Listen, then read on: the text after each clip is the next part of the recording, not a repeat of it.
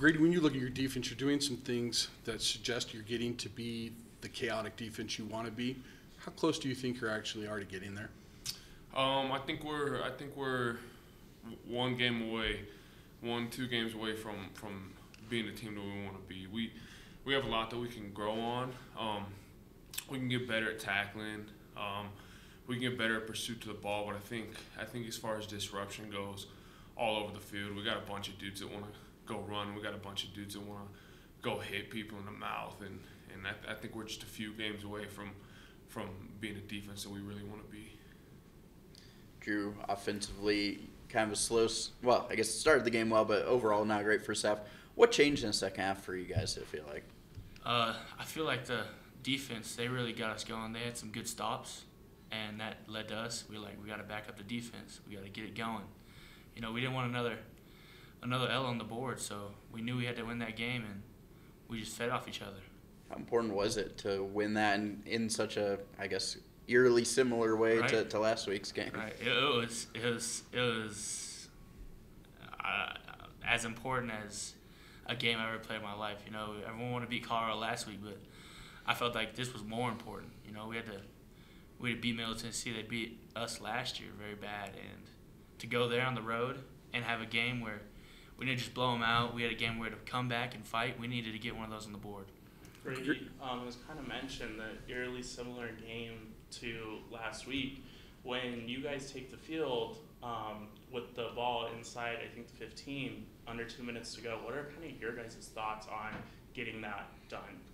Yeah, well, I think it's an expectation for us in 2 minutes to get a stop on defense, and we fell short in that against CU.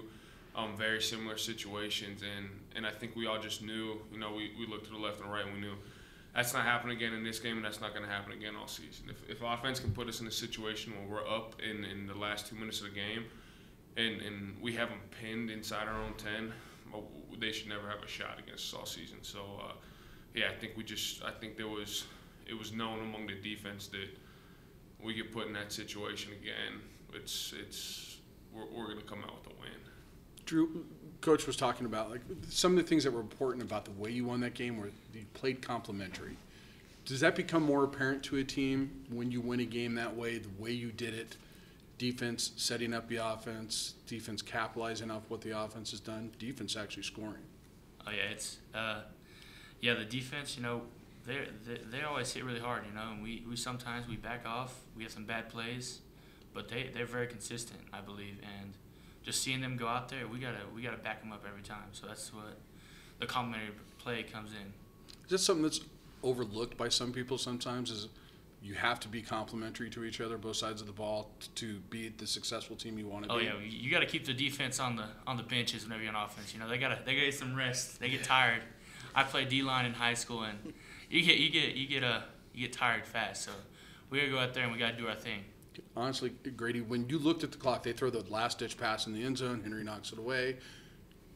You guys surprised to see still 1 second left on the clock and having to go back and do it again? I was.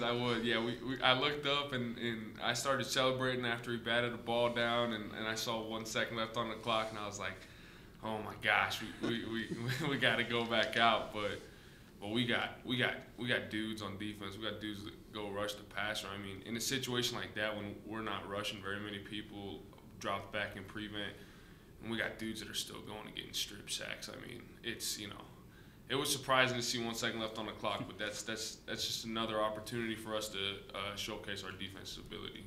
Drew, when you have a young quarterback like Braden in the huddle, do you see his confidence growing, not just game by game, but quarter by quarter, half by half, when he's out there and he's now starting to get in this rhythm that he has as a starter? It's been great having Braden. I mean, from the CU game, he's gotten us all together. He just does his thing, you know. It's like you say, he's growing, but I feel like from the beginning he's been on us, leading us great. Back-to-back weeks, kind of trick play touchdowns. The Torrey one a week ago, the Giles last week. What's it like for you guys when you score, you know, in kind of a unique way like that? A little extra juice on those? Oh yeah, this one definitely, because Giles, he works really hard, and sometimes he doesn't get his chance to shine, but truly he did an amazing job on that play. So it was great to see him score, and then Dallin doing Dallin things, you know. So that's kind of, you know. Just Dallin. Yeah, Dallin. Yeah. Speaking of Dallin, who does have the best flow on the team, considering you guys are in here? It's me.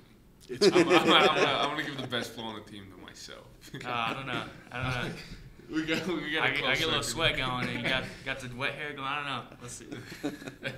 Grady, for you, when you know Mo is going to miss the first half of a game like he did this past weekend, what is the message like from him for you guys on the D line as he's not going to be out there for the first 30 minutes of the game? It's he's the same Mo when on and off. So him missing the first half, it's just we got guys that can play, guys that can back him up, and it's we just got to go and get after it and not let up and have no drop off when he's not there. And he reiterates that to us. He's in our ear on the sideline.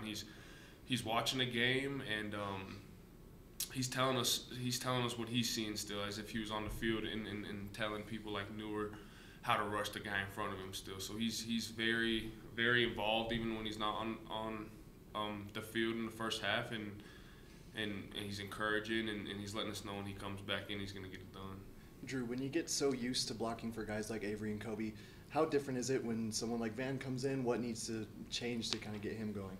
We gotta block better for all three of them, obviously. But it just was nice to see Van running so hard and kind of got us going. He came off from being a backup, just going out there and running as hard as he could. So just block better, basically.